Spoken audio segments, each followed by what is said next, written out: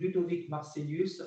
Donc, je suis le chef du service prévention des risques et industries extractives, notamment en charge de tout ce qui est prévention des risques naturels. Très bien, oui. Donc, nous corrigerons cela sur le PV. Donc, Monsieur Blanchard. Je le jure.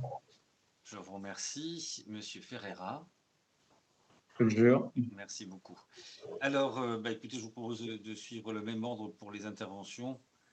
L'idée, c'est quand même que nous puissions avoir un échange, donc qu'elle ne soit pas trop longue. Monsieur le préfet, je vous laisse la parole. Merci, monsieur le député. Dans quelques mots très courts. D'abord, indiquer que dans la zone atlantique, d'un certain point de vue, la Guyane est plutôt épargnée par certains risques naturels. En clair, l'archétype du risque naturel, c'est le risque cyclonique. Il n'existe pas en Guyane. Le deuxième risque très important, c'est le risque sismique qui n'existe pas non plus en Guyane. Alors, néanmoins, comme sur tout territoire, la Guyane souffre de ses propres risques et en particulier, la mémoire guyanaise, elle est encore marquée par un glissement de terrain à Cayenne, à Cabassou, il y a maintenant 20 ans, en avril 2000, qui avait fait plus d'une dizaine de morts. Donc, on a différents types de risques. On a tous les risques liés aux précipitations qui, vous le savez tous, sont particulièrement intenses en Guyane, même si cette année, on vit une période de sécheresse aussi tout à fait exceptionnelle. Néanmoins, donc, dans les risques naturels, on a les glissements de terrain, les crues, avec des phénomènes qui sont également importants dans les dernières années, qui, elles, ont été très humides, et puis des phénomènes de submersion marine. Je vois Jean-Paul Ferreira, que je salue, et qui est maire d'Awala, Yalimapo, et qui pourra en parler de façon beaucoup plus concrète que moi. Ça, ce sont les risques, et on a des facteurs de vulnérabilité. Et la plupart de ces facteurs de vulnérabilité, ils sont liés aussi tout simplement à la géographie. Le territoire est très grand. Vous savez que la Guyane est grande comme le Portugal, et que donc dans ce contexte, la mise en place de secours crée des élongations qui sont toujours complexes. Je parle le long du fleuve, mais je parle aussi même sur le littoral, puisque il faut plus de 3 heures de route pour relier Cayenne à Saint-Laurent-du-Maroni.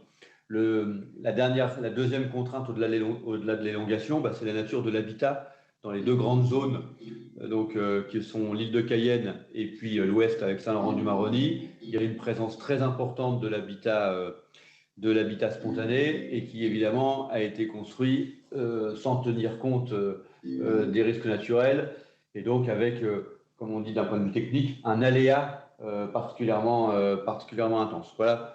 Dans un premier temps, je pense que ce qui peut cadrer le sujet des risques naturels majeurs en Guyane.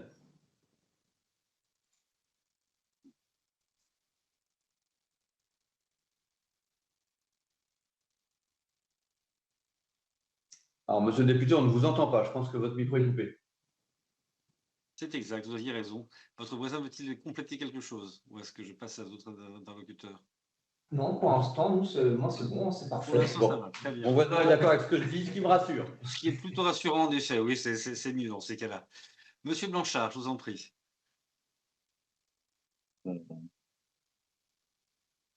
Est-ce que j'ai fait prêter serment au colonel Levif? Non, vous ne l'avez pas fait, monsieur le député. Je suis désolé, je vous prie de m'excuser. Et donc, je peux le faire. Donc, je le jure. Très bien, merci mille fois. Oui, bonjour. Moi, je vais plutôt laisser parler monsieur Jean-Paul Ferreira, donc, qui est le premier vice-président de la collectivité territoriale, président du parc naturel régional et également maire d'une commune très concernée par ces sujets. Je suis en visio avec le chef du service aménagement aussi sur les questions. Il y a évidemment des questions en lien avec l'aménagement, le SAR. Et moi, je m'occupe beaucoup de questions d'érosion, d'écosystèmes, de biodiversité littorale avec un certain nombre d'impacts et sur la question des sargasses. Donc, je pourrais intervenir en complément, évidemment, de mon élu qui est ici. Oui, monsieur le député. Donc, juste pour compléter ce que vient de dire monsieur le préfet de Guyane, on connaît ces phénomènes, effectivement, comme il a décrit de manière un peu particulière par rapport à la zone Antilles, effectivement. Depuis quelque temps, notamment un peu moins de 10 ans, il y a un phénomène d'accélération qui s'observe donc sur la Guyane, notamment sur les questions d'érosion côtière, bien évidemment, et de submersion marine. Mais il en est de même également sur les risques d'inondation, donc sur les fleuves Oyapock, donc fleuve frontière avec le Brésil, et le fleuve Maroni, donc fleuve frontière avec le Suriname, avec plusieurs épisodes d'inondation qui ont causé des dégâts, bien évidemment, sur le terrain et qui s'accélèrent de plus en plus dans le temps. Donc ça, c'est un phénomène que l'on observait de manière plus épisodique auparavant et qui, malheureusement, a tendance à changer ces temps derniers. Très bien. Alors, mon colonel.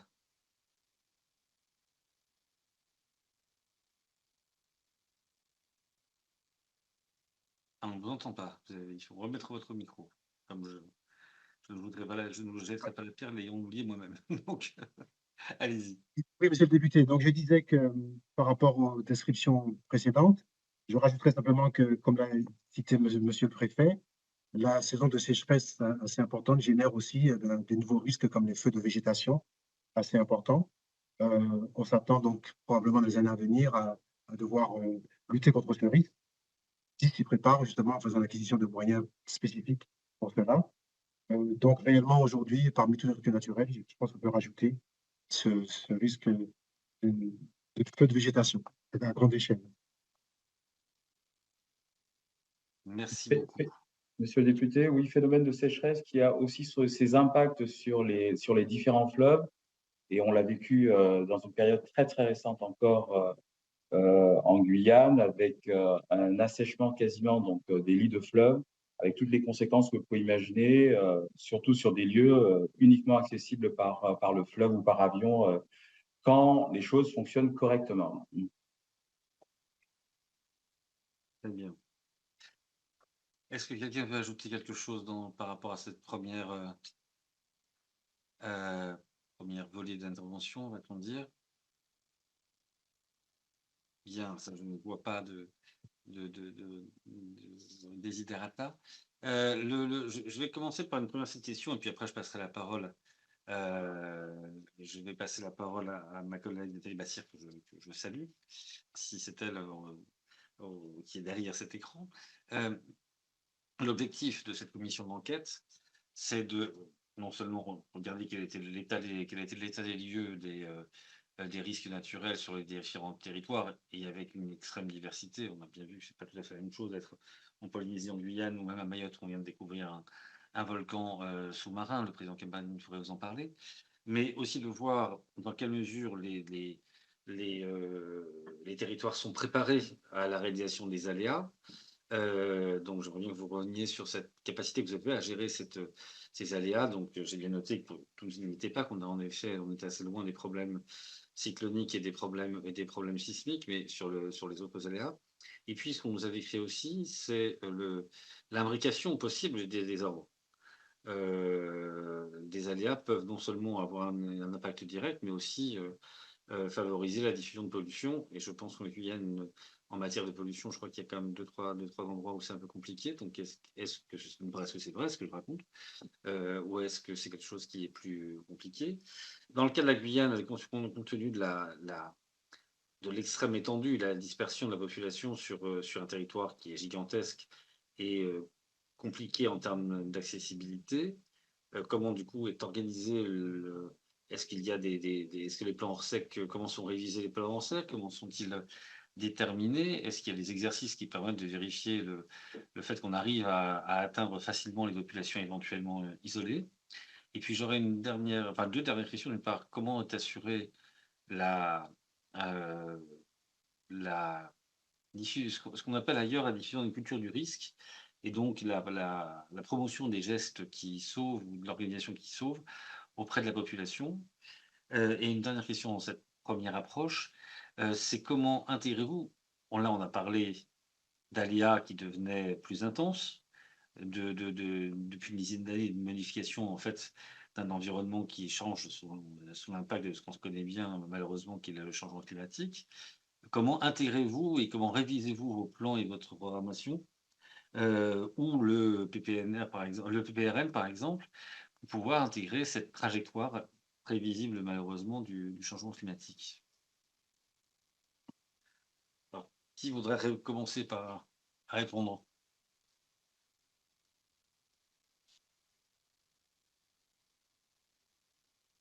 Allez, je me lance pour donner l'exemple. Et je salue Nathalie Bassire que je vois en train de se connecter. Vous êtes toujours exemplaire, monsieur le préfet, toujours. Non, alors dans les différentes questions qui ont été posées, sur la diffusion de la culture du risque, on participe aux Journées nationales de la résilience du 13 octobre, qui existe depuis 2022. Et c'est vrai que comparativement à ce qui se fait dans d'autres territoires ultramarins, mais souvent centrés sur le risque pour le coup sismique, il y a probablement encore en Guyane des progrès à faire, en matière de culture du risque, qui, comme ça a été dit, est plutôt centrée sur l'inondation et la submersion marine et le glissement de terrain. Mais là-dessus, je pense qu'effectivement, on n'avait pas la pression antillaise, notamment du tremblement de terre. Là, je fais l'analogie avec d'autres territoires que connaît bien aussi Jean-Paul Levif, où notamment le séisme de 2010 en Haïti avait créé un véritable électrochoc et avait permis de créer cette culture du risque. En Guyane, on l'a un peu moins, parce que le risque est plus diffus. Sur l'impact du changement climatique, c'est vrai qu'il y a eu une espèce de… Pendant un certain temps, je pense qu'on a pu penser en Guyane, puisqu'on n'était pas une île et qu'on était dans un climat déjà équatorial, que finalement, le réchauffement climatique, ça n'allait pas changer grand-chose, qu'il pleuvait déjà beaucoup et qu'on était un peu, quelque part, épargné par les conséquences du changement climatique. Ce qu'on constate actuellement avec, par exemple, les 2 années précédentes de 2022 et de 2021, avec des intensités de précipitations qui étaient records, avec cette année, là où on bat des records de sécheresse, où on sent peut-être une forme d'irrégularité climatique beaucoup plus brutale que ce à quoi on était habitué, sans parler des phénomènes d'évolution du trait de côte qui, au-delà de la construction de la dynamique habituelle littorale qu'on constate sur le plateau des Guyanes, qui est quand même très, très particulière, avec des évolutions de plusieurs centaines de mètres par an, avec ce phénomène de disparition, accrétion, de formation de mangroves littorales. Néanmoins, il y a quand même aussi une tendance de fond sur l'évolution du littoral, du trait de côte, là aussi liée peut-être à des modifications de courant, liées aussi à la montée attendue des eaux, qui ne peut pas nous laisser indifférents sur un territoire qui, finalement, est quand même assez plat, qui, en tout cas, dans la bande littorale, est assez peu élevé. Sur les PPR, donc il y a un vrai enjeu de poursuite, non seulement d'élaboration, mais de mise à jour des PPR. Et là aussi, on en parlait avec la DGTM, c'est quelque chose sur lequel on a encore des marges de progression à l'évidence. Voilà sur les deux sujets qui ont été évoqués, aussi bien la résilience et les PPR. Et j'en profite pour signaler, parce que je trouve que c'est aussi un indicateur de la culture du risque. On a 22 communes. Sur les 22 communes, on n'a encore que 7 plans communaux de sauvegarde, donc un tiers. Alors évidemment, les communes les plus urbanisées, mais c'est aussi un indicateur sur la culture du risque local partagé avec les élus, et je pense qu'on peut faire mieux. Dernier point, parce que c'est vrai que je l'avais oublié, oui, l'élongation géographique, c'est une fragilité pour nos dispositifs de secours. On l'a encore vu, ça a été rappelé par Jean-Paul Ferreira, pour une partie de la population qu'on pourrait estimer à 10-15%, elle n'est pas reliée par voie routière. Et donc, on a 2 moyens d'accès, un moyen d'accès fluvial, un moyen d'accès aérien. Le moyen d'accès fluvial, on a pu le constater cette année, en période d'étiage exceptionnel, on s'aperçoit que les trajets sont soit très longs, soit tout simplement impossibles, en raison de la présence de ce qu'on appelle les sauts sur les 2 fleuves. Et quand En fait, quand il n'y a plus d'eau, les seaux, on n'arrive pas à les passer, ou il faut marcher pour passer, donc le fluvial ne marche pas. Et sur l'aérien, on est toujours un peu fragile. Et moi, c'est une de mes sources de préoccupation, c'est d'avoir une capacité d'aéromobilité étatique importante. Et on s'aperçoit en Guyane quand on regarde à l'échelle pour un département, on a évidemment beaucoup d'aéronefs, mais on est en fin de cycle. Le remplacement des aéronefs, qu'ils soient militaires ou civils, est prévu pour les prochaines années, et que dans la période où on est, avec des aéronefs, on va dire anciens, et donc une disponibilité assez réduite, on peut se retrouver assez rapidement avec des contraintes fortes en cas d'événement, ou en cas de nécessité d'effectuer un ravitaillement logistique. Et pour l'exemple, fin 2023, avec la liquidation du groupe aéronautique Caire auquel appartenait Air Guyane, on a eu quelques semaines sans aucune liaison commerciale aérienne vers les communes de l'intérieur. Et on s'est rapidement aperçu que nos capacités aériennes étaient fortement sollicitées.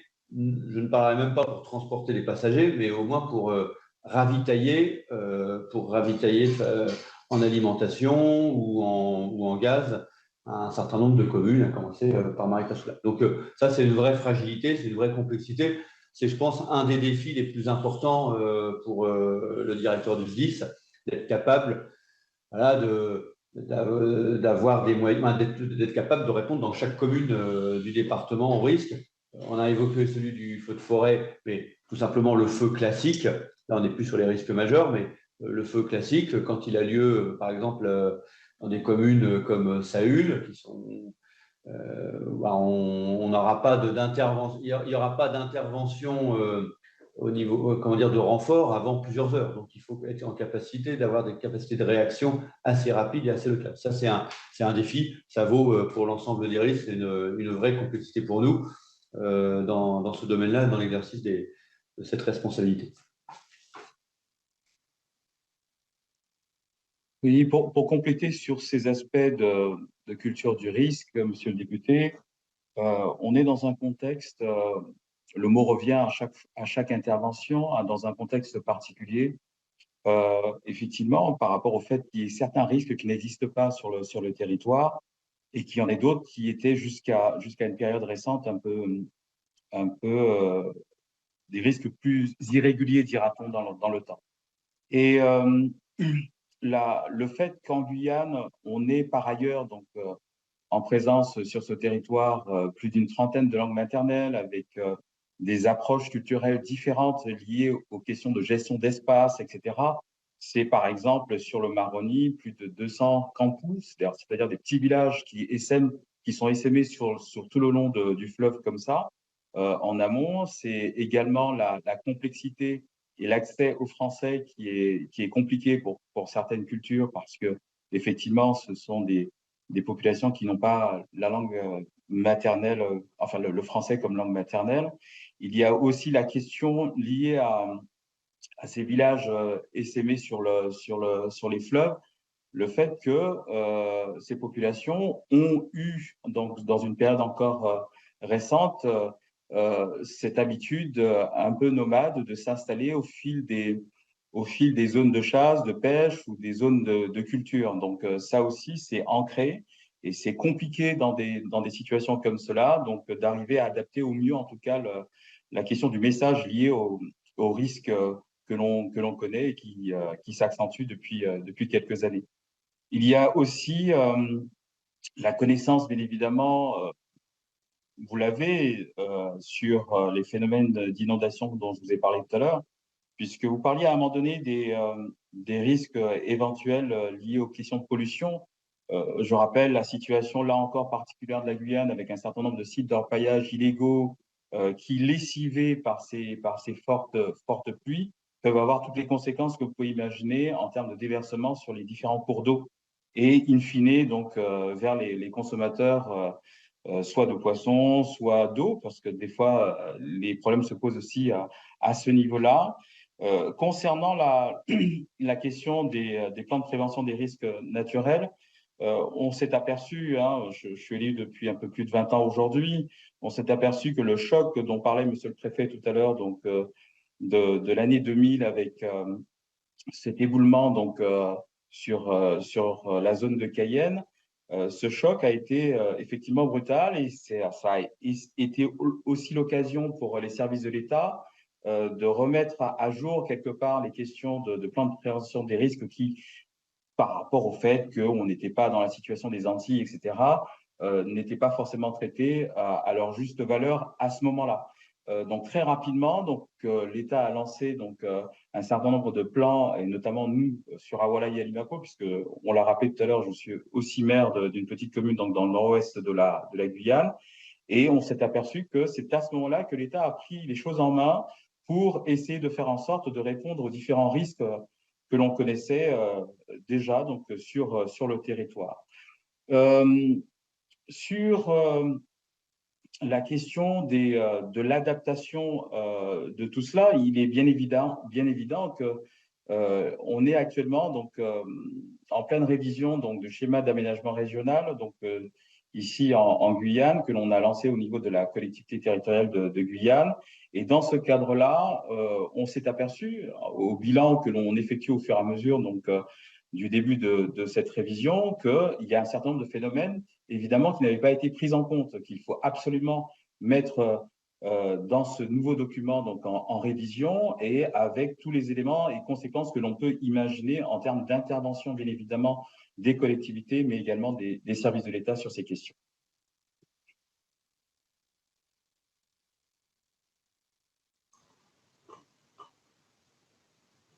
Colonel, Oui, est-ce que vous avez quelque chose sur les moyens oui, opérationnels? je vais prendre mon exemple parce qu'en discutant avec le vice-président et puis ce matin, j'étais en lien avec un autre point dont on n'a pas parlé avec le vice-président et qu'on oublie parce que effectivement, quand on est sollicité sur une gestion de risque naturel majeur, on imagine tout de suite des catastrophes. Et justement, sur les questions de communication et de préparation, il y a des éléments de risque diffus. Et je reprends ce qu'a dit le colonel Le Vif sur la question des feux de forêt en savane, alors que la route principale, je crois qu'il y a eu 900 000 départs de feu régulièrement, donc les questions du réchauffement climatique. On est sur quelque chose de plus diffus, mais qui peut avoir des impacts majeurs. Et c'est peu connu, on vient d'avoir, l'ONF estimé 10 000 hectares de forêt totalement desséchées dans l'intérieur, on ne sait pas pourquoi. Là. On n'a aucune idée, c'est peut-être pas de la sécheresse. Donc on a aussi des mécanismes qui sont des conséquences d'ordre biologique, avec actuellement une maladie cryptogamie qui s'est répandue dans tous les maniocs, sur le marronnier et autres. Donc là, on est sur des versions évidemment un peu plus biologiques, plus diffuses, mais qui sont liées aux questions du réchauffement. Donc on n'est pas évidemment sur les mêmes logiques, j'ai envie de dire, y compris administratives, de penser ces questions de catastrophe, mais au final, elles sont, à mon avis, très liées. Et un complément, c'est-à-dire qu'à chaque fois qu'on a des scientifiques qui ont travaillé soit des études ou autres, qui nous amènent énormément d'informations pour nous aider évidemment à traiter ces éléments. On en parle à la radio évidemment, il y a quelques conférences à Cayenne, mais toujours de manière très limitée. Donc on va être par exemple pendant 2 ans sans parler d'érosion littorale, et quand le problème arrive, on va voir une petite séquence, évidemment, notamment mon président qui est là le sait très bien, tous les journalistes vont à Ouala filmer ce qui se passe. Puis pendant 6 mois, on n'entend plus rien. Tous les 2 ans, on a une restitution évidemment d'études scientifiques. Mais là, il y a une vraie question de pluridisciplinarité de ces questions et de diffusion auprès de tous, où je pense que tout le monde est au final concerné. Après, par exemple, là, sur la question des forêts, c'est 10 000 hectares qui, en un an, ont séché sur pied. Le phénomène, on ne comprend pas. Donc, l'ONF est en train de s'attacher à résoudre cette question. C'est peut-être une question de saturation d'eau, de sécheresse, on n'en a aucune idée. Et donc, les questions d'incendie ne sont pas les incendies qu'on connaissait habituellement avec les abattis en période sèche, pourraient avoir des conséquences. Enfin, voilà. Je voulais juste intervenir sur ces compléments, sur ces aspects techniques. Je vous remercie. Oui, monsieur le député, alors je peux compléter. Effectivement, Allez-y, cette monsieur. Là, c'est bon, problématique des moyens en face des risques, Alors, ce qu'il faut savoir, c'est que les moyens des 10 et des sapeurs-pompiers sont essentiellement dimensionnés sur les risques courants. Et dès qu'on parle de risques exceptionnels, risques particuliers, évidemment, on n'a plus tout à fait le même dimensionnement. Et en conséquence, les moyens dont nous disposons s'avèrent insuffisants. Je prendrai l'exemple des incendies de végétation, par exemple, qui ont été multipliés par 2 cette année. Eh bien, nous avons fait face avec nos engins pompes, engins incendie roulants traditionnels. Et par ailleurs, nous avons même fait appel à des moyens aériens par le biais d'une convention à caractère privé et qui donc est payante et même un taux assez élevé. Et donc là, effectivement, la question se pose, est-ce qu'il ne faudrait pas considérer maintenant que face à ces risques majeurs particuliers, eh bien, prépositionner, comme on le fait dans l'Hexagone, des moyens aériens de lutte contre l'incendie beaucoup plus efficaces et moins onéreux que ce que nous avons mis en place pour l'instant pour pallier à une difficulté ponctuelle. Il y a également le problème de la réserve nationale. Vous savez qu'il n'y a pas de réserve nationale de moyens de sécurité civile aujourd'hui en Guyane, alors qu'il en existe aux Antilles. Et là aussi, on peut se poser la question, pourquoi ne pas implanter une réserve nationale sur ce territoire qui, on l'a dit tout à l'heure, est à l'abri du risque sismique et du risque cyclonique, donc beaucoup plus stable, plus sécure que d'autres départements. Et il paraîtrait intéressant pour notre part d'avoir une réserve nationale qui serait dimensionnée justement pour pouvoir intervenir également aux Antilles lorsque ces Antilles seraient malheureusement frappées par des risques majeurs plus importants tels que les séismes, le volcanisme ou autre. Il y a encore une autre affaire à signaler, c'est on a parlé de la culture du risque chez les élus notamment.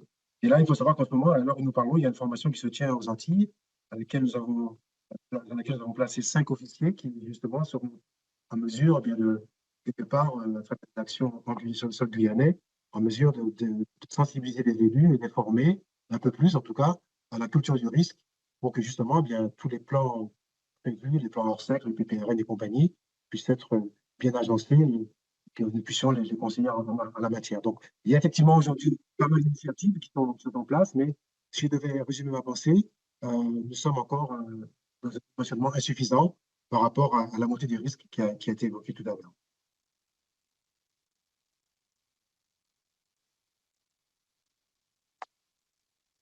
Permettez, monsieur le député, que j'insiste sur un point.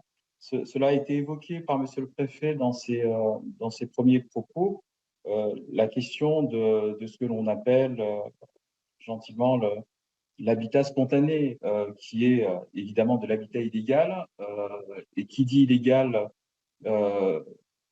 souvent, malheureusement, également donc, lié à la présence illégale sur le territoire de beaucoup de personnes. Et ces personnes vont s'installer là où il n'y a personne. Mais s'il n'y a personne, c'est parce qu'il y a des risques sur ces zones en question. Donc, c'est le cas donc, dans la périphérie de Cayenne sur certaines collines. C'est le cas dans des zones inondables, notamment sur Macoria, etc. Et ça, c'est aussi, je pense que monsieur le député de Mayotte pourrait largement comprendre ce que je dis à ce niveau-là par rapport à ces questions d'habitat spontané, parce qu'on finit par s'apercevoir que ces habitats sont malheureusement, pour une partie importante d'entre eux, installés dans des zones à fort risque sur ces questions-là. Parallèlement, donc, il y a dans la configuration des moyens. Souvent, la Guyane, comme vous le savez, donc on est un peu moins de 200 000 habitants, officiellement en tout cas, selon les chiffres de l'INSEE. Mais monsieur le préfet l'a rappelé également, sur un territoire qui a comme équivalent en termes de superficie le Portugal. Donc, quand on alloue à un territoire comme celui-là des moyens, généralement, c'est le critère population qui est pris en compte et non pas la question de l'étendue du territoire avec toutes les difficultés d'intervention que l'on peut imaginer en termes de sécurité civile et de secours. Je vous rassure, je gardais l'habitat indigne pour la deuxième partie de la deuxième série de questions, mais c'était un sujet que je connais bien. Et en plus, comme nous sommes en train de finaliser un projet de loi sur les copropriétés dégradées, mais qui va avoir quelques dispositions spécifiques à Mayotte et à la Guyane précisément sur ces questions, je pense que vous en aurez des nouvelles rapidement en termes de droit d'urbanisme, évidemment. Peut-être Nathalie Bassire. Bonjour, chers collègues. Oui, merci. Merci et bonjour à tous. Ça me fait très plaisir de retrouver certains d'entre vous. Je n'ai pas forcément de questions, si ce n'est en fait les initiatives qu'il nous faudrait encore et mieux soutenir pour parer au mieux aux différents risques que vous citez. Voilà, que j'essaye, moi, depuis tout à l'heure, de bien voir quelles sont un peu les attentes des uns et des autres et comment est-ce qu'on peut accompagner au mieux euh, au niveau législatif, au niveau des moyens, parce qu'on a parlé également de moyens, et notamment de moyens aériens. Voilà, moi, ce seraient mes principales questions. Et puis, voir comment est-ce que on peut anticiper tous ensemble avec l'État, avec les élus et les différents corps qui œuvrent dans la protection de la population aujourd'hui. Voilà, je vous remercie. Merci, chers collègues. Nathalie. Alors, moi, je vais quand même avoir quelques questions de plus à vous poser. Évidemment, l'habitat spontané, c'était ça le terme avantageux qu'utilisait M. le Préfet, illicite, spontané, bidonville, enfin bref, on peut prendre tous les termes qui d'ailleurs correspondent à une réalité tout à fait réelle. Vous avez signalé, M. le Président, qu'évidemment c'était dans les endroits les plus à risque, les plus vulnérables que ces personnes s'installaient. Et donc, qu'est-ce que prévoient aujourd'hui les plans Orsec pour pouvoir gérer cette situation si jamais il y avait en effet des pluies diluviennes qui tombaient sur ces territoires, des glissements de terrain? Comment appréhendez-vous cette partie du risque? Évidemment, il y a des enjeux de relogement et d'éradication de l'habitat spontané, mais ça dépasse la question du risque naturel, c'est quelque chose de beaucoup plus structurel.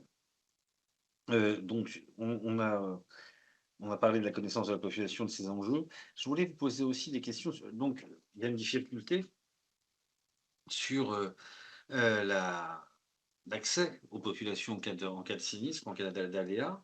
Une des questions qui se pose ailleurs, et encore une fois, je le dis en mesurant bien la spécificité de la situation guyanaise par rapport aux autres, il y a des questions qui se posent par rapport au prépositionnement de ressources, de réserves, que ce soit en termes d'eau, en termes d'ailleurs, vous devez savoir comment vous gérez la ressource en eau en la matière, parce qu'évidemment, ce type d'aléa peut faire déborder, enfin, on parle de voyage illégal, c'est bien à ça que je pensais juste avant. En termes de pollution, bref, comment gère-t-on la ressource en eau quand on a un risque de réalisation d'un aléa, mais c'est vrai aussi sur la nourriture et éventuellement sur les forces de défense sanitaire, de sécurité civile ou de sécurité tout court. Donc savoir comment vous gérez ça.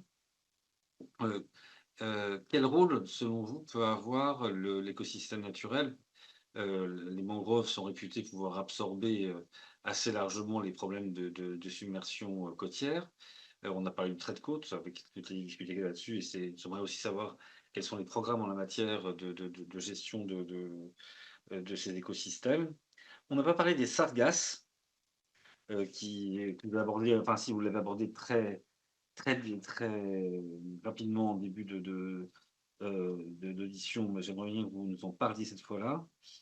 Et alors, ça peut paraître, compte tenu de ce qu'on se dit parfois, un peu,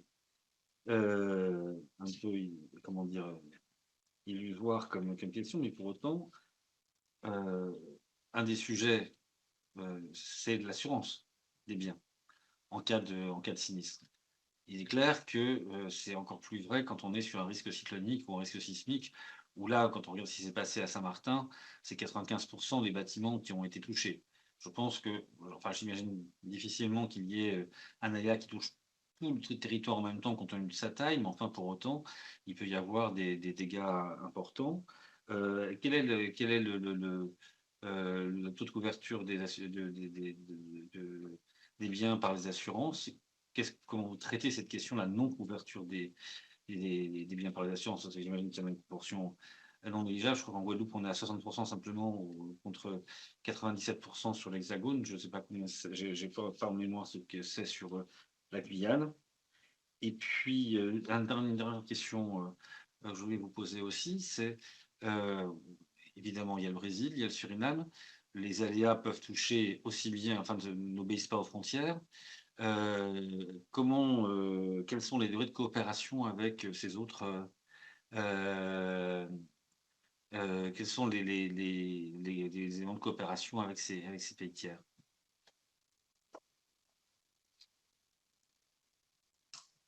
Merci, monsieur le député. Je vais commencer donc, pour l'État.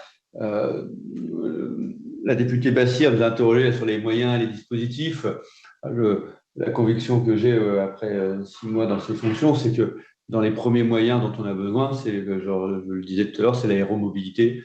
Il est certain, par exemple, que le remplacement des Pumas de l'armée de l'air par des Caracal prévus en 2025 et dont on attend un niveau de disponibilité supérieur, et puis d'ailleurs des capacités un peu supérieures, c'est quelque chose d'extrêmement important, je dirais presque pour la mise en œuvre de toutes les politiques publiques, que ça soit pour la lutte contre l'orpaillage illégal, comme toute opération où il serait requis pour apporter dans le cadre d'une crise.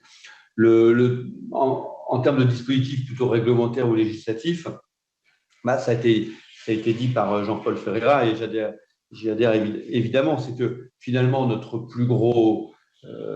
aléa le plus important, il est lié à la présence de populations dans des zones très dangereuses suite à leur installation illégale. On estime qu'il y a 100 000 logements en Guyane et qu'il y en a entre 30 et 40 000 spontanés. Donc, on n'est pas sur quelque chose de marginal, on est sur quelque chose d'important. Et donc, finalement, toutes les dispositions qui sont déjà nombreuses, mais toutes les dispositions qui nous permettent progressivement de résorber cet habitat spontané, ce sont des dispositions qui réduisent l'aléa et donc qui participent à la maîtrise du risque. Parce que, monsieur le député, vous vous demandiez comment le plan RSEC pensait l'habitat spontané. Sans être rentré complètement dans le texte, je crains qu'il ne le pense pas plus que ça, en fait. Qu'il ait une vision, que ces plans RSEC aient été faits de façon traditionnelle, sans prendre complètement en compte qu'on a certains quartiers où ne serait-ce qu'un véhicule de secours ne pénètre pas. Je pense un des plus grands squats de Cayenne qui s'appelle le squat Bambou. Il n'y a pas d'adresse et les voies de circulation ne sont pas au gabarit. Enfin, voies de circulation, si tant est qu'on puisse dire que ce sont des voies de circulation. Ce qui fait que quand il y a, sous le contrôle de Jean-Paul Levif, quand il y a une intervention du SDIS ou du SAMU, en fait, ils ne donnent pas l'adresse, ils disent à l'entrée du squat, et puis ce sont les résidents du squat qui apportent la personne qui est blessée ou qui a fait un malaise. Parce que le VSAV ne peut pas rentrer et de toute façon, il ne trouverait pas le bon logement. Donc, c'est vraiment, je pense que tout ce qu'on peut faire, tous les dispositifs qui nous permettent, type loi Elan, de lutter contre l'habitat spontané et surtout de le résorber progressivement ou de le transformer, parce que on sait déjà par avance qu'on a certains quartiers spontanés en Guyane qui ont pris une telle ampleur qu'il est illusoire de penser qu'on va les détruire complètement. En fait, on va en détruire une partie et on va essayer d'aménager, d'urbaniser la partie qui est la moins mal organisée. Ensuite, sur l'assurance, je n'ai pas de chiffres, je ne connais pas le taux d'assurance. Je pense je pense en termes d'assurance habitation, c'est ça dont il s'agit.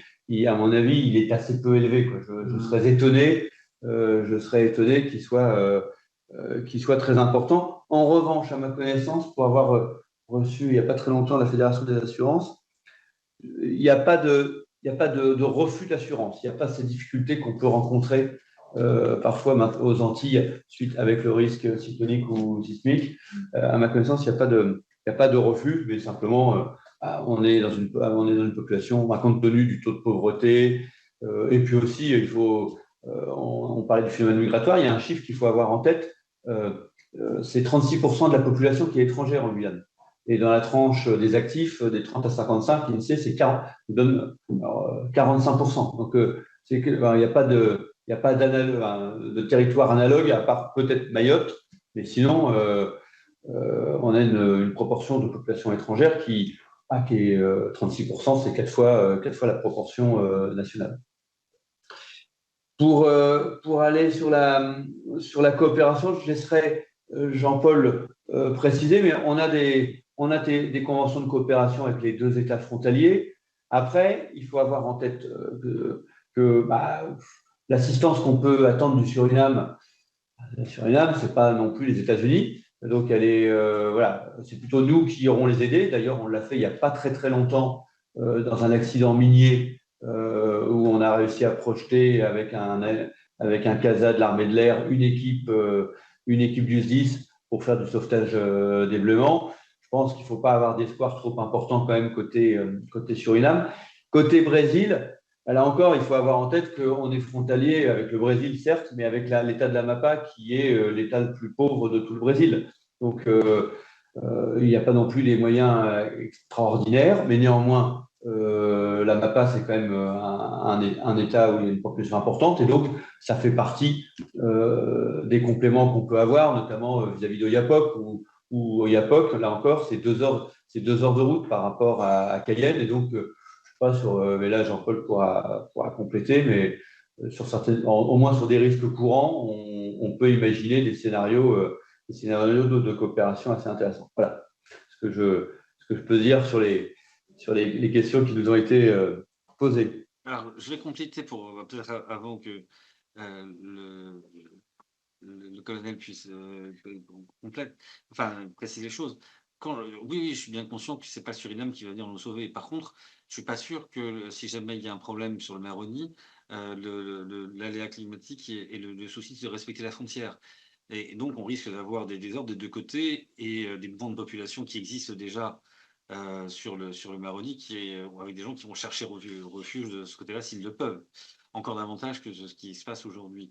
Donc, savoir est-ce qu'on a anticipé, et quelque part, c'est d'ailleurs pas forcément très différent de la présence de personnes en situation irrégulière qu'on devrait bien là aussi, bien évidemment, secourir si jamais il y avait besoin de cela. Je me rends moins compte de ce que ça peut vouloir dire sur la partie sur l'Oiapoque parce que je ne me rends pas compte de la densité de population qui est autour du fleuve. Mais voilà, je pensais surtout des événements qui peuvent être communs aux 2 États et à peu près simultanés, et donc qui nécessitent des besoins qui peuvent être mutualisés ou dans lesquels on peut être sollicité et sans pouvoir refuser. Et c'est plutôt heureux de faire quelque chose. Mon colonel, peut-être? Oui, monsieur le député, alors oui, je confirme que nous avons effectivement des accords de coopération bilatérale avec le Suriname qui nous permettent d'enclencher pas mal d'opérations communes en termes de secours à personnes et aussi contre les incendies. Donc, nous avons à cet effet un calendrier de manœuvre qui est actualisé chaque année. Et part et d'autre de la frontière, nous nous rencontrons pour effectuer des exercices, mais également des formations, puisque nous avons à cœur d'harmoniser nos pratiques pour que justement, sur l'intervention, nous puissions parler le même langage et être efficaces. On peut dire que ça fonctionne plutôt bien des 2 côtés, sur les 2 frontières. Et nous avons même des accords qui permettent d'entrer jusqu'à 150 km à l'intérieur des portées secours, aussi bien pour le risque d'incendie que pour la personne. Donc, ça fonctionne assez bien. Et pour l'instant, oui, on n'a pas anticipé peut-être le risque d'un plus massif de temps majeur. On n'a pas anticipé, en tout cas, dans nos pratiques et dans nos exercices. Ce serait, je l'admets. Pour le reste, donc, cette coopération mérite de rassurer déjà les populations et puis surtout de bien se connaître dans nos pratiques qui sont quand même assez différentes, des cultures un peu différentes. On pourrait compter du côté du Brésil sur l'importance du personnel, puisque c'est un corps militarisé, donc il y a quand même pléthore de personnel. Ils peuvent effectivement, en quelques minutes, s'allonger pour porter secours, alors que nous, en partant de Cayenne, 2h30, 3h pour être sur site. Donc, effectivement, c'est une coopération qui peut être bénéfique à la Guyane dans certaines circonstances du risque courant. La circonstance est identique sur le le Suriname, où nous avons à traiter parfois des accidents de la route, qui est une route assez meurtrière jusqu'à Paramaribo. Et sur cette route, il y a beaucoup de Guyanais qui circulent aussi, et donc parfois on peut être interpellé pour secourir des personnes françaises qui sont sur le territoire surinamien. Donc, toutes ces raisons font que cette coopération, elle évolue bien et elle a tout son sens. Pour compléter et répondre à quelques questions que vous posiez, monsieur le député, sur l'habitat spontané, donc, je vous ai dit, je vous ai déjà donné les éléments dont je disposais. Sur la question du trait de côte et de la dynamique littorale donc connue sur l'ensemble du plateau des Guyanes, hein, c'est pas propre évidemment à la simple Guyane, mais on a en Guyane, on a un observatoire donc de la dynamique littorale donc qui fonctionne depuis quelques années, avec certainement des moyens à renforcer sur la question de la connaissance du phénomène, même s'il est très complexe, ce phénomène, mais en tout cas mettre des moyens nécessaires pour que l'on puisse accentuer les choses à ce niveau-là en termes de connaissance. Et je rebondis sur la question de la coopération également, puisque comme je vous l'ai dit, donc c'est sur l'ensemble du plateau des Guyanes qu'on connaît ce phénomène, et que la coopération a toute son importance également en termes de connaissances sur ces aspects-là. Concernant les sargasses, parce que c'était une question qui était posée également, le phénomène est moins important qu'aux Antilles, avec les conséquences que l'on connaît là-bas.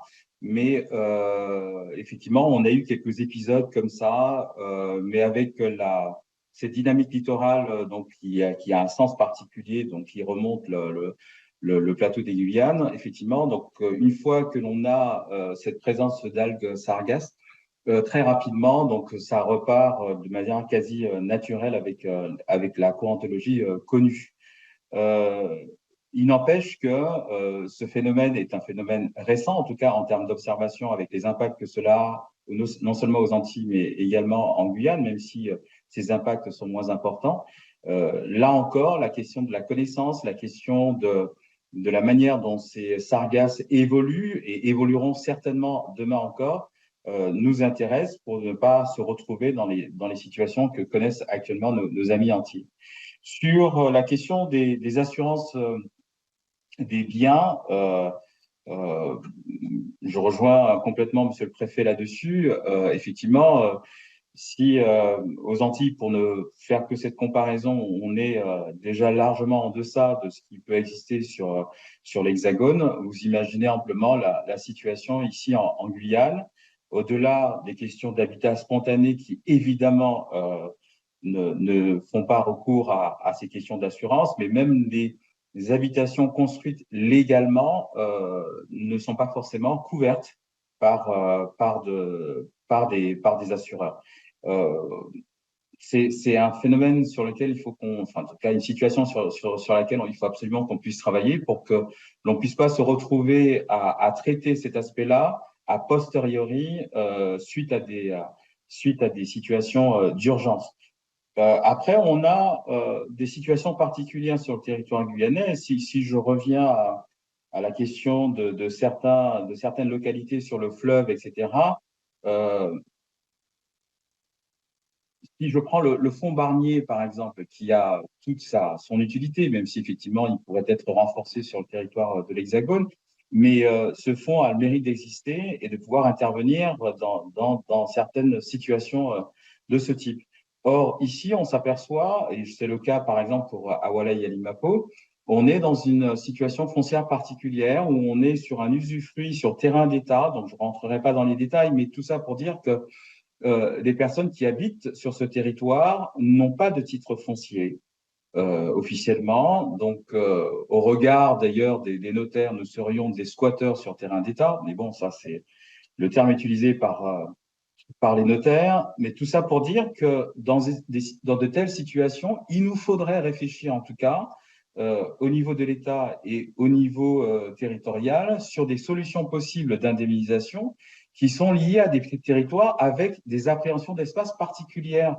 Comme je l'ai dit précédemment dans mes propos, parce qu'à situation particulière, évidemment, solution particulière, parce que la situation foncière l'exige finalement en termes de réponse. Et sur les questions d'indemnisation, il en est de même sur les questions de sargasses. Je l'ai oublié de le mentionner il y a quelques instants. Là où les sargasses peuvent avoir un impact particulier, c'est sur la question de la pêche côtière, parce que les pêcheurs côtiers se retrouvent malheureusement donc confrontés à ce phénomène, même si ces sargasses ne se posent pas sur les plages, mais ces algues sont présentes donc au large et avec toutes les conséquences que l'on peut imaginer dans des activités de pêche côtière. Et là encore, sur les questions d'indemnisation, il y a un effort particulier à faire en termes de solutions possibles pour ces embarcations en activité, parce que malheureusement, quand il y a effectivement ces périodes de sargasses donc en Guyane, les premiers impactés sont les pêcheurs côtiers de Guyane. Sur la question de la coopération, le directeur du SDIS a précisé un certain nombre de coopérations qu'il y avait, notamment avec le Suriname et le Brésil, donc avec l'État de l'Amapá. Bien évidemment, les moyens du Suriname, Monsieur le Préfet les a évoqués, sont loin d'être satisfaisants en termes d'intervention dans l'autre sens, je dirais Suriname-France. Mais il en est de même également côté Amapá, puisque je rappelle que l'État de l'Amapá est un État isolé du reste du Brésil. Et donc, avec toutes les difficultés que vous pouvez imaginer, puisque la ville frontière, qui est la ville d'Oiapoque, elle-même, cette ville isolée du reste de l'Amapá, donc avec peu de moyens, et donc des faiblesses liées à ces coopérations éventuelles, même si elles existent, ces activités de coopération, mais avec peu d'importance dans le sens Brésil-Guyane ou dans le sens Suriname-Guyane. Donc là également, je ne sais pas, en tout cas pour ma part, à mon niveau, comment essayer d'améliorer les choses au-delà d'influer autant que faire se peut, bien évidemment, en termes de relations internationales avec le Suriname et le Brésil, pour que l'on puisse accentuer avec des moyens importants, en tout cas plus importants qu'ils ne le sont actuellement, côté Oiapoque, donc à la ville frontière, mais aussi côté Albina, donc à la ville frontière côté Suriname. Voilà.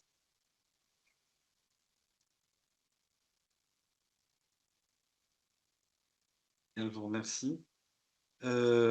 En termes de prépositionnement, en termes d'approvisionnement, est-ce qu'il y a des dispositions particulières dans les plans qui sont prévus à cet égard?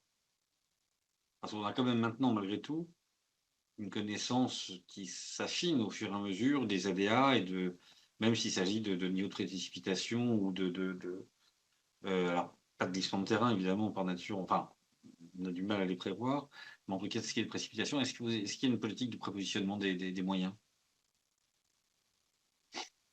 Alors, sur ce point, pour l'instant, ça a été dit, ça a été évoqué, il n'y a pas de réserve nationale prépositionnée en Guyane. Il y en a une alors qu'il y en a une aux Antilles, en raison d'ailleurs du risque cyclonique et du risque sismique.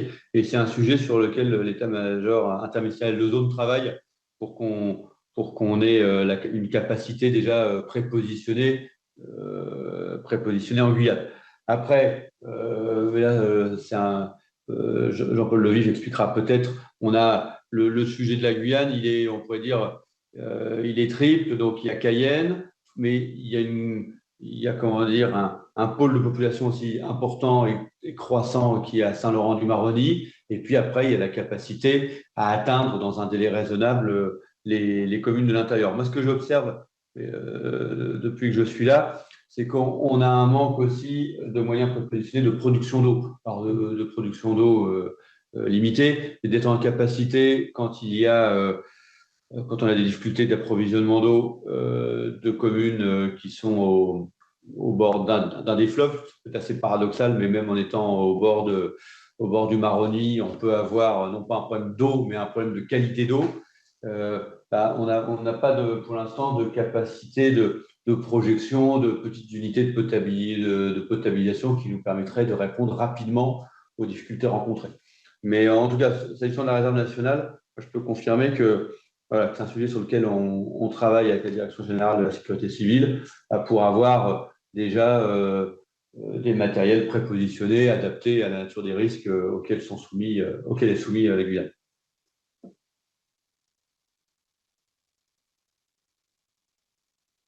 J'ai fait un peu le tour de. Je regarde s'il y a des.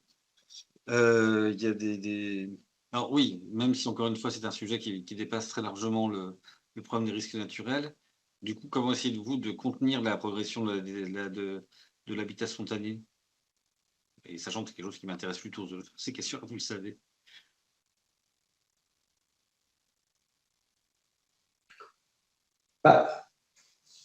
L'habitat spontané, c'est la conséquence d'un déséquilibre entre la demande et l'offre de logement.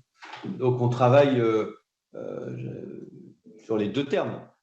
Donc, l'offre de logement, c'est la politique de logement. On sait que pour résorber le passé et encaisser la croissance démographique constatée en Guyane, il faudrait qu'on construise, bon an, mal an, environ 4 500 logements par an.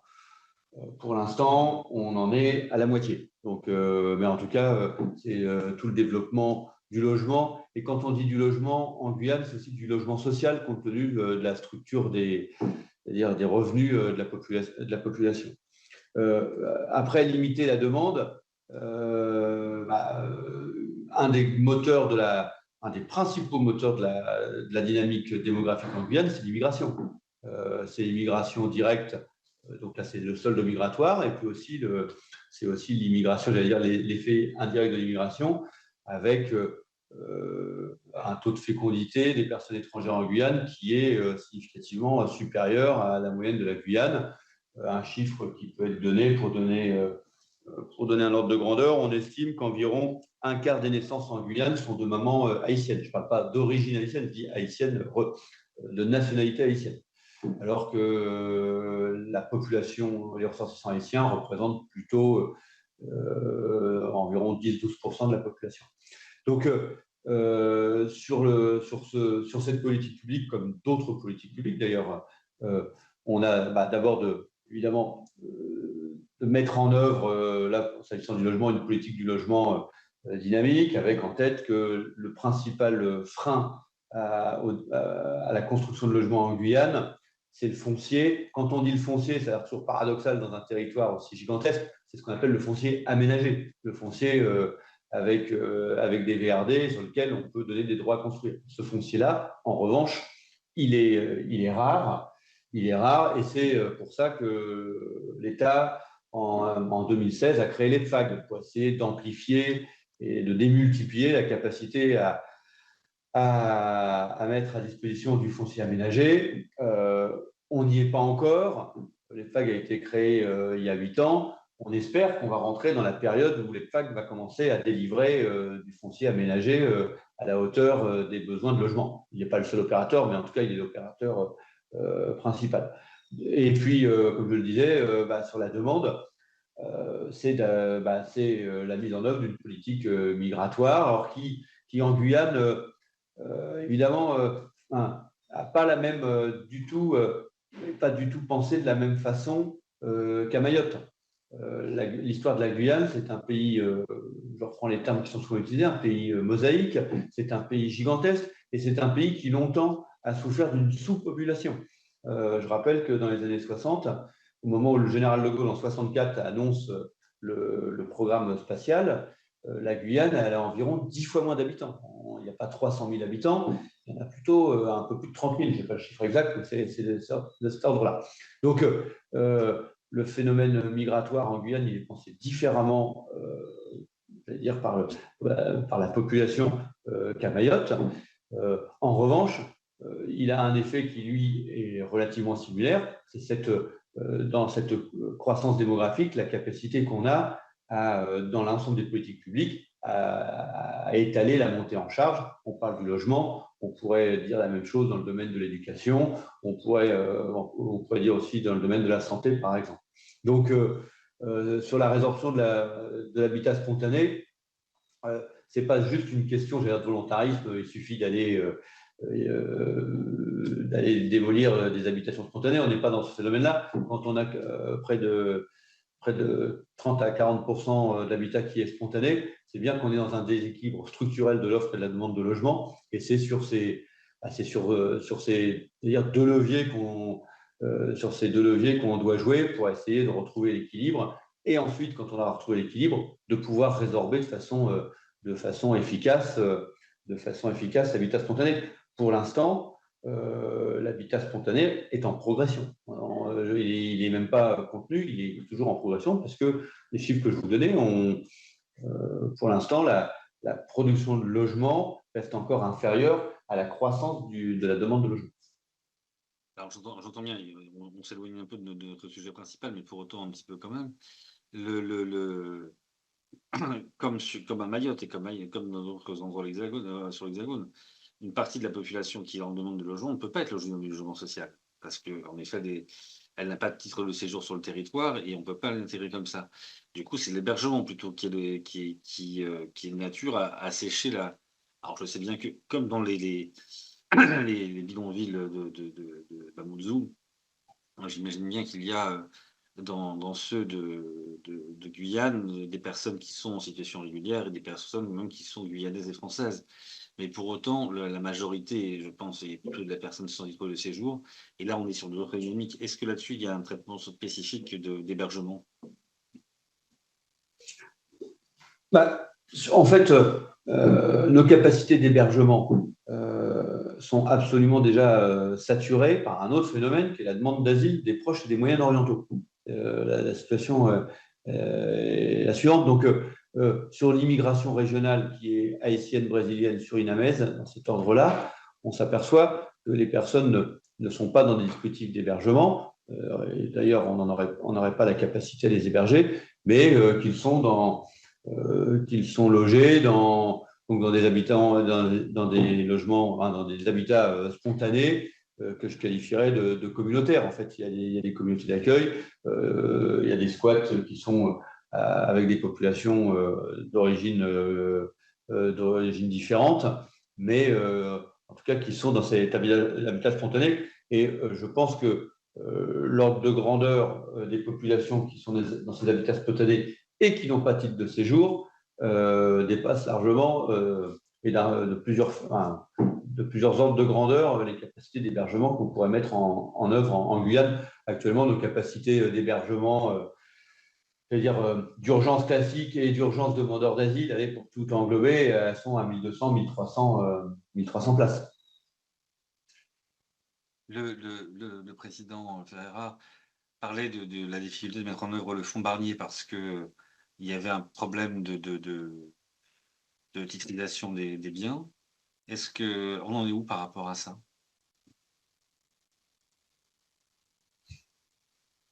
Non, là, je ne vais pas parler. On n'a pas de GIP-titrement, voilà, à la différence d'autres territoires ultramarins. On est aussi dans une situation foncière qui est quand même assez différente.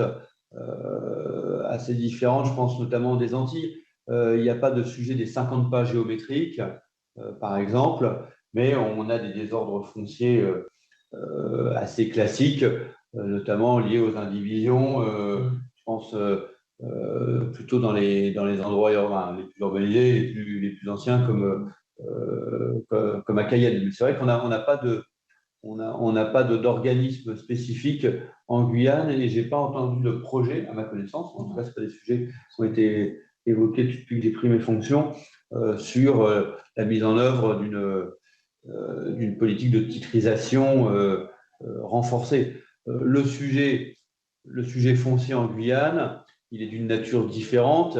Il est plutôt sur ce que les accords de Guyane qualifient de rétrocession, donc de transfert d'une partie du domaine privé de l'État vers les collectivités territoriales à hauteur de 250 000 hectares, vers le secteur agricole, et puis également aussi vers les populations amérindiennes et bushinangé à hauteur de 400 000 hectares. C'est plutôt actuellement la priorité foncière de l'État est de respecter les engagements qui ont été pris en 2017 en ce sens. Avec un retard incontestable pour des difficultés à la fois juridiques et organisationnelles, mais qui maintenant ont vraiment pris depuis un an et demi, notamment sous l'impulsion du ministre Jean-François Carenco, ont vraiment pris comment dire, une vraie dynamique avec des commissions d'attribution foncière. Et s'agissant de l'agricole et des collectivités territoriales, l'objectif d'avoir rempli les objectifs, rempli comment dire, les volumes de rétrocession fixés par l'accord de 2017. Après, sur les populations amérindiennes et bushinangé, les 400 000 hectares, le sujet est encore compliqué, pas complètement consensuel, et on cherche encore comment dire, le mode d'emploi et la bonne façon de faire les choses dès lors qu'on est confronté à des demandes qui sont un peu à la fois divergentes et un peu contradictoires. Mais je pense qu'on pourra aussi progresser sur le sujet. Ok. Nathalie, est-ce que tu aurais un droit au remords pour les questions? Moi, j'ai à peu près éclusé mes questions, sachant que si vous avez des réflexions complémentaires à nous apporter, évidemment, comme toujours dans ce type de commission d'enquête, vous allez nous compléter cela par écrit, y compris quand il s'agit de faire des demandes. Une commission d'enquête peut donner lieu à une certain nombre de demandes qui nous permettent de bâtir des propositions. Nathalie, est-ce que tu aurais des questions supplémentaires? Alors, je ne sais pas si... Non, je pense que ça veut dire non. C'est très bien, parce que le micro ne veut pas revenir, parce que j'ai compris. Très bien, mais écoutez, pour moi, je pense avoir fait à peu près le tour. Est-ce qu'il y a des sujets que vous souhaiteriez compléter ou aborder d'ores et déjà? Rien de plus de mon côté. Rien de plus également de mon côté. Très bien. Mon colonel, peut-être? Oui, de mon côté, il y a peut-être un sujet aussi un peu particulier à aborder, c'est les risques majeurs technologiques, parce que nous avons quand même le CLT, Centre spatial, seul des risques importants au niveau technologique. On a quand même, je crois, identifié une douzaine d'établissements Céveso. Alors, c'est vrai qu'il y a des plans de secours qui sont déjà en place et qui sont actualisés, mais néanmoins, c'est un risque à prendre en compte par rapport aux effets dominos qu'on pourrait un jour enregistrer sur ce site. Donc, je le signale, hein, c'est quand même une particularité guyanaise, centre un petit peu nos préoccupations, même si bien sûr il y a un BSPP qui est en place pour assurer. Mais néanmoins, nous savons que nous serions appelés à venir en renfort. Et là, c'est suppose également que nous ayons des moyens supplémentaires par rapport au risque pour anticiper donc une éventuelle montée en puissance. Je voulais signaler aussi cette particularité. Vous avez les éléments concrets en la matière, nous sommes tout à fait preneurs. En effet, ce n'est pas directement le rôle, enfin le sujet de la commission d'enquête, mais pour autant, comme on l'a souligné plusieurs fois, il y a toujours un risque, ce que vous avez décrit comme étant un effet domino, et c'est très juste. Très bien, je vous remercie.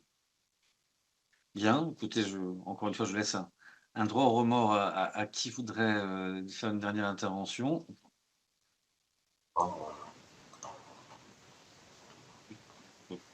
Alors, Monsieur Blanchard, non? Non, c'était pour vous dire au revoir à tous.